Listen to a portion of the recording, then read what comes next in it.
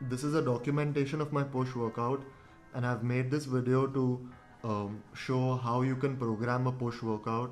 Now, with the push workout, I train my chest, shoulders, and triceps. And the first movement I did was seated cable flies with a foam roller at the back. Now, I did 2 sets of 20 repetitions for this just to prime my chest for the oncoming compound movement. So, I really focused on feeling and contracting the muscle so that it was really warm and primed for the coming compound lifts. Now, after this movement, I moved on to the first compound movement of today, that is flat machine press. Now, I never usually do machines at the beginning of my workout because I usually prefer free weights. When you're really fresh, you can do free weights, but machines, in my opinion, give me a better contraction and also help me stay injury free. And at the end of the day, it's about increasing poundage in any which ways and about progressive overload. Now, I did this movement in a reverse pyramid style, which means that I did my heaviest set first and then reduced the weight and did a lighter set after that. So I do a lot of warm-up sets working up to my heaviest set, and then I do the heaviest set first and then reduce the weight and do a lighter set.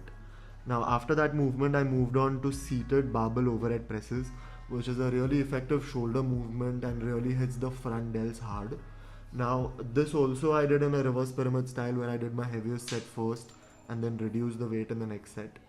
Now, after this movement, I moved on to inclined dumbbell presses. Now, these are a really effective movement for your chest, your upper chest specifically, and also dumbbells provide an isolateral advantage. So now what this means is that each arm is working independently of the other.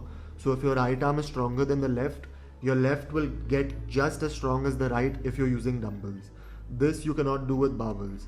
Now, this I did in a slightly higher rep range where I took my first set in a 12 to 15 rep range and the second set in a 15 to 20 rep range.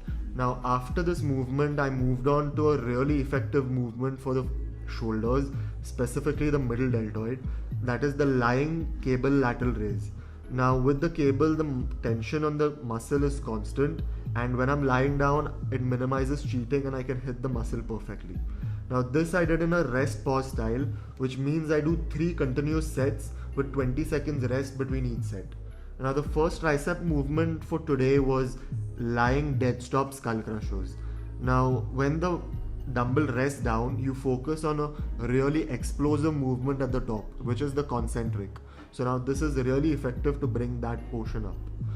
The last movement for today was good old tricep extensions on the cable. Nothing replaces these to hit the outer head of the triceps really hard.